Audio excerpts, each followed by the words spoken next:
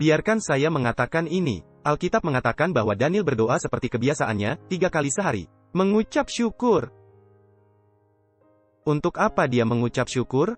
Karena telah melemparkannya ke dalam gua singa? Untuk keputusan kematian? Untuk apa yang dia memberikan ucapan syukur?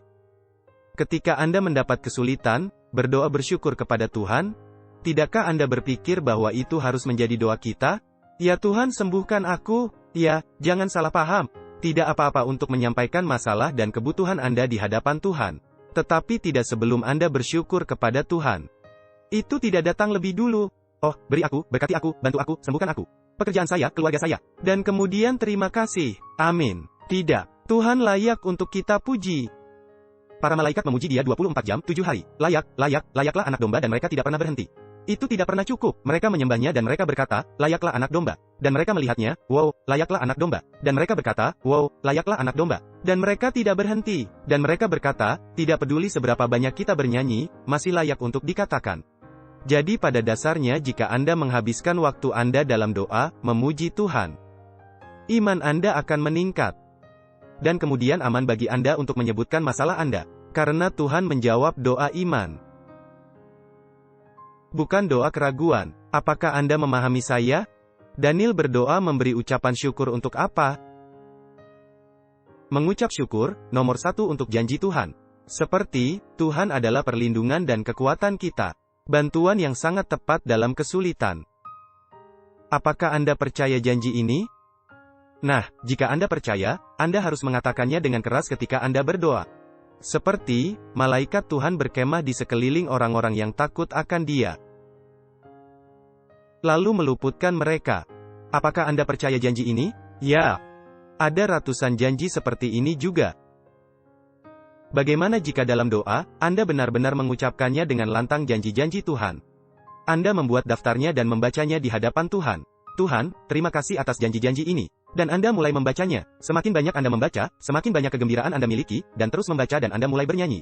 Saya ingat kakek saya.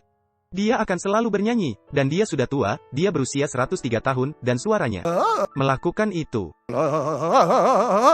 Dia seperti menggonggong ketika dia bernyanyi, tetapi dia tidak berhenti bernyanyi. Suaranya tidak membantunya lagi, bicaranya tidak membantunya lagi, tetapi dia tidak berhenti. Kakek, mengapa kamu bernyanyi? Karena saya memuji Tuhan. Mengapa? Dia layak dipuji. Ketika dia kehilangan matanya, dia bernyanyi. Mengapa kamu bernyanyi? Anda kehilangan satu mata. Dia berkata, saya bernyanyi karena saya masih memiliki satu mata. Ketika mereka ingin memasukkannya ke dalam penjara, dan mereka memukulinya sampai hampir mati. Mereka meninggalkannya sampai mati, tetapi dia kembali. Kembali, dia bernyanyi. Mengapa kamu bernyanyi? Karena Tuhanlah yang melepaskanku. Bernyanyilah saat Anda bahagia, bernyanyilah saat kamu sedih. Bernyanyilah, karena itulah yang akan memberimu kekuatan. Agama Kristen harus menjadi agama yang bahagia, bukan agama yang menyedihkan. Bukankah kita punya alasan untuk bahagia? Daniel mengucap syukur untuk janji Tuhan karena Daniel percaya janji-janji Tuhan. Tapi ada alasan lain dia mengucap syukur atas campur tangan Tuhan dalam hidupnya. Sampai titik itu, dia tidak lupa bagaimana Tuhan bekerja. Saat dia dijadikan budak, dia tidak lupa bagaimana Tuhan bekerja. Ketika itu tentang makanan, 10 hari, Anda ingat? Beri kami makanan ini dan Anda akan lihat. Dia tidak lupa bagaimana Tuhan memberinya mimpi, ketika orang-orang bijak akan dibunuh. Dia tidak melupakan 3 pemuda di dapur api. Ketika Yesus datang untuk menyelamatkan mereka, dia tidak melupakannya, dia tidak melupakan semua cerita itu. Bagaimana Tuhan melalui dia menyelamatkan Nebukadnezar dari masa gilanya. Lagi dan lagi dan lagi. Dan izinkan saya memberitahu Anda, Tuhan melakukan beberapa mujizat untuk Daniel ketika dia berusia 18 tahun. Beberapa mujizat untuk Daniel ketika dia berusia 20 tahun. Dan kemudian tidak ada apapun sampai dia berusia 64 tahun. Bagaimanapun, dia terus berdoa 3 kali sehari. Oh, tapi tidak ada yang terjadi dalam hidupku. Anda tidak berdoa ketika Anda memiliki kebutuhan. Anda tidak berdoa karena Anda memiliki kebutuhan. Anda tidak berdoa karena sesuatu terjadi. Anda berdoa karena itu udaramu, itu adalah nafas jiwa.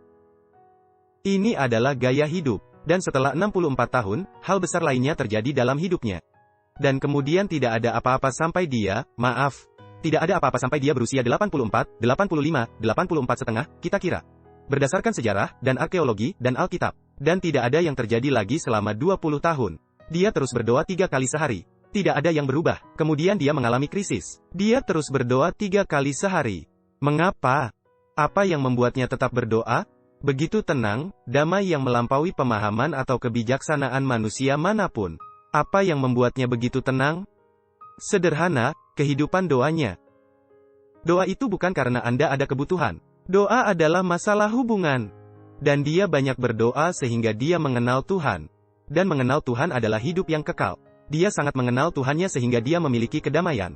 Dan dia tahu dia bisa mempercayai Tuhannya. Dia tidak perlu takut, karena kasih mengusir rasa takut.